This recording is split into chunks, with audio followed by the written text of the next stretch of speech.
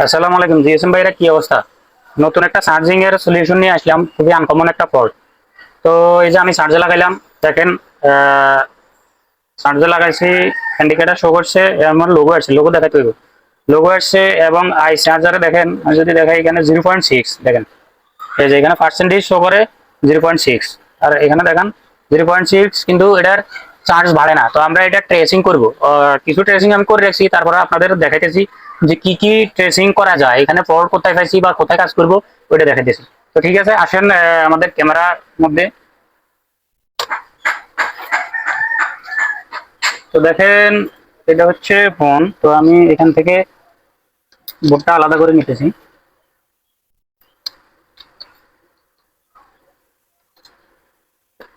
তো দেখেন, এটা হচ্ছে মেন ডিভাইস। তো আমি যখন এখান থেকে ট্রেসিং করলাম, দেখেন ক্লিয়ার আছে না?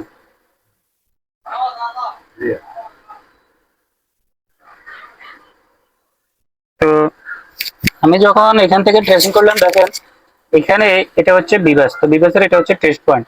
তো এখানে রিডিং দেখেন, এখানে রিডিং দেখেন, আর একটু জুম করে নিলাম, ফুল স্ক্রিন দেখেন। হ্যাঁ, এখানে রিডিং দেখেন কত আসতেছে। তো এখানে কি আমাদের রিডিং আসার কথা? এই রিডিং কি আসার কথা জানাই, এই যে ফরওয়ার্ড বাইস 200 কত রিডিং। আচ্ছা, এখন মূলত এই লাইন লিখেছে।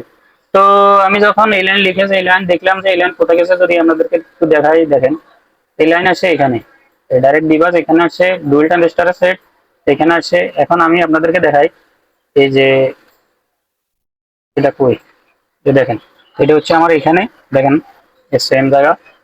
এখন বিষয়টা হচ্ছে, দেখেন এখানে এই যে এই লাইনটা শর্ট, এই লাইনটা শর্ট। তো এখানে আমি ট্রেসিং করার পরে আমি এই ডায়োডটা শর্ট পাইছি। এই ডায়োড আমি যদি দেখাই আপনাদেরকে, দেখেন এই ডায়োডের আউটপুটেড, আর এটা গ্রাউন্ডের সাথে লাগানো আছে যেটা প্রোটেকশনের জন্য। তো এই ডায়োডটাকে যখন এই দেখেন আমি আপনাদেরকে খুলি দেখাইতেছি।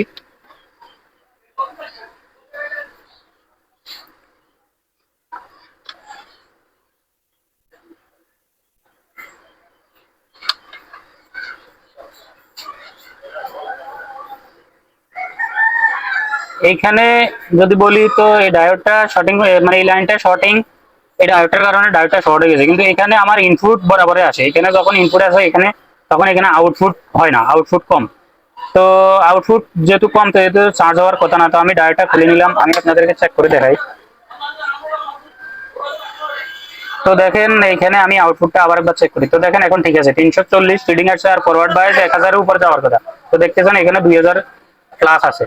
তো এখন আমি যদি ডায়েটটা আপনাদেরকে চেক করে দেখাই, দেখেন দেখেন এই যে, যে এইভাবে আমার রিডিং আসার কথা না, কিন্তু এইভাবে 60-65-80 রিডিং আসতেছে।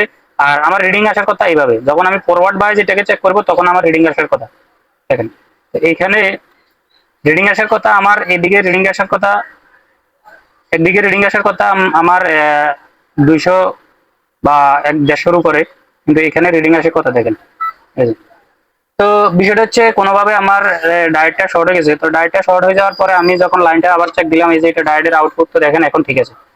তো এটা ঠিক ঠিক আছে, তো আশা করি সেটটা ঠিক হয়ে যাওয়ার কথা, কিন্তু ঠিক হয় না। তারপর আমি একবার চেক করে আপনাদেরকে দেখা দিয়েছি, এদিকে ধরেন। তো এই যে বোর্ডটা লাগাইলাম, এখন কিন্তু শর্ট নাই। তো আমি আপনাদেরকে দেখাই, এই লাগালাম, ইন্ডিকেট শো করছে দেখেন। এবং চার্জারটাও যদি একটু দেখাই একসাথে, একটু অপেক্ষা করেন। তো দেখেন এখানে লোগো আসছে, আর লোগো আসছে এখানে 0.6 নিতেছে, দেখেন এখনো 0.6 নিতেছে, এটা এখনো 0.6 নিতেছে। আর এখানে 0.6, এখানে লোগো শো করছে, এটা ঘন্টার পর ঘন্টা বাড়ে না। তো এটার জন্য কি কাজ করবেন আমি দেখাতেছি। তো আমরা আবার একটু স্ক্রিনে যাই।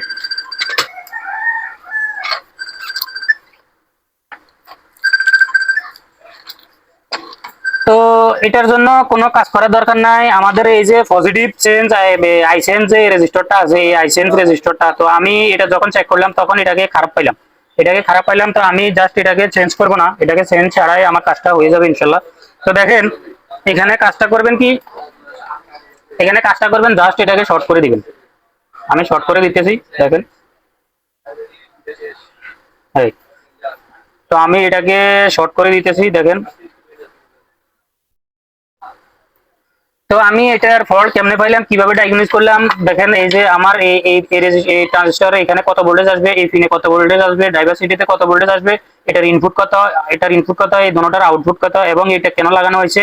যদি এইসব বিষয়ে ডিটেল জানতে চান তো অবশ্যই আমাদের অফলাইন ক্লাস জয়েন করতে পারেন, এটা আমরা ক্লাসে শিখে থাকি। তো এটা হচ্ছে এগুলার সবগুলার কোনটার কি কাজ, কোনটা ইনপুট কত আউটপুট কত দেয়, এবং এই যে আইসিএনজ এর রেজিস্টারের এইটার কাজ কি, আর এটা আমি শর্ট করলামই বা কেন, আর এটা শর্ট করার কারণে হয়েছে ভাই কেন, আমি আপনাদেরকে দেখাইতেছি যে কাজটা হয়েছে। তো এদিকে দেখেন, তো এইসব বিষয়ে যদি ফল্ট টেস্টিং শিখতে চান, যে কোথা থেকে এক্স্যাক্টলি সমস্যা, যদি এগুলো শিখতে চান তো অবশ্যই আমাদের অফলাইন ক্লাস জয়েন করতে পারবেন। আমাদের 28 দিনের কোর্স, যারা টেকনিশিয়ান বাইরে আছেন 28 দিনের জন্য আমাদের কাছে আসতে পারেন, আর 28 দিনে আমাদের কোর্স ফি একবারে কম। 28 দিনে ইনশাল্লাহ আপনি ফল্ট টেস্টিং করতে পারবেন। ফল্ট টেস্টিং শেখার জন্য আমাদের অফলাইন কোর্স জয়েন করতে পারেন। তো আমি দেখেন এখানে চার্জারে কানেক্ট করলাম, এখানে ইন্ডিকেট শো করছে, তো আমি একটু অপেক্ষা করি, একটু অপেক্ষা করি। তো দেখেন এখানে 2.0 নিতেছে, আর এখানে লোগো আসছে দেখেন 2.0, 1.9, 2.0।